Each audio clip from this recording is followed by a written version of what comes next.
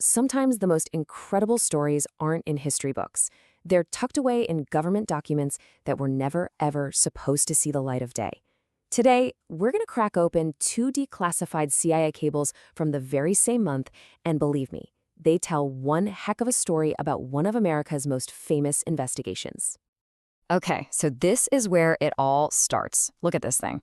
The first thing that just pops right off the page is that big stamp at the top. Secret. This isn't some memo. This is an internal communication from the CIA station down in Guayaquil, Ecuador, and it's from May 1978. It's just one little piece of a giant puzzle. So you're probably wondering, how are we even seeing a secret cable right now? Well, there's only one reason: the JFK Assassination Records Act. It was a law passed back in '92 that basically forced government agencies to open up their files on the Kennedy assassination. And these documents, they're a direct result of that law finally kicking in. And that brings us to what these cables are really about. They're about a huge, globe-trotting congressional investigation that was really stirring the pot back in the late 1970s.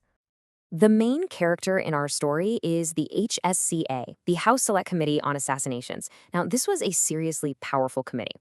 Congress gave them a massive job: go back and reinvestigate the assassinations of both JFK and Martin Luther King Jr. and try to get some real final answers. And when I say their investigation was massive, I mean it. These guys followed leads absolutely anywhere they took them. And just these two cables, from a single month, show us they had people everywhere, from Guayaquil, Ecuador, all the way to Brussels, Belgium.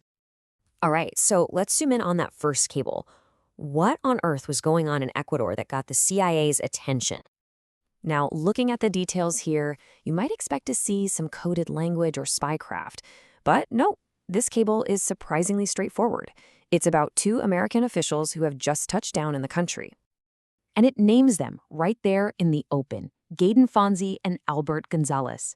These weren't spies or anything like that. They were investigators for the House Select Committee. They were literally Congress's boots on the ground. But here's where it gets weird. This CIA station, the guys who are supposed to know what's happening in their own territory, admit right here in the cable that they have no clue why these investigators are in town. The whole purpose of their visit? A total mystery. It really makes you stop and think, doesn't it?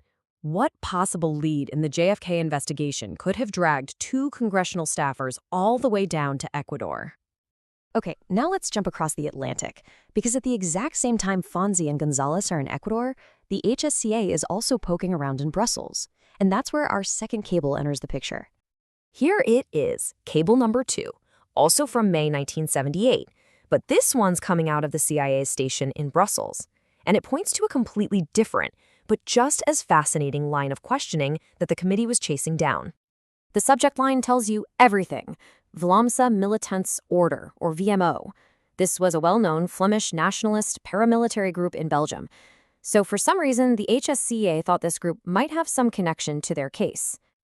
So let's recap. We've got two teams of investigators in two totally different parts of the world during the same month. But the real story, the critical part, is how the CIA reacted to them in each case. And trust me, this is where it gets good. So let's just put them side by side. On the left, we've got Ecuador. On the right, Belgium. We're talking about the exact same congressional committee. But what these cables show are two wildly different attitudes from the CIA. And boom, here's the contrast in black and white. In Ecuador, the CIA is just kind of passive. They're just like, yeah, we expect them to contact us. But in Brussels, oh, it's a completely different tune. They are opposed to the passage of articles to said committee. In plain English, they're actively trying to block Congress from seeing their intel. So what's the big takeaway here? This isn't just about paperwork. It shows this deep, underlying tension between Congress trying to get answers and the CIA trying to control the information. In one place, they're just watching. In the other, they're putting up a brick wall. And that's the million-dollar question, isn't it?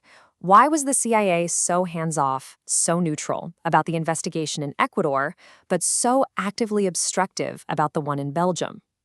What was in those files on that Belgian group that they were so determined to keep Congress from seeing? At the end of the day, these cables don't solve the Kennedy assassination, but they reveal something else, something just as important. They give us a rare peek behind the curtain at the incredible struggle the HSCA was up against.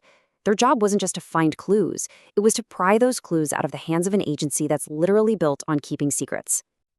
And that just leaves you with one last thought. I mean, these are just two little documents from one single month of a multi-year investigation.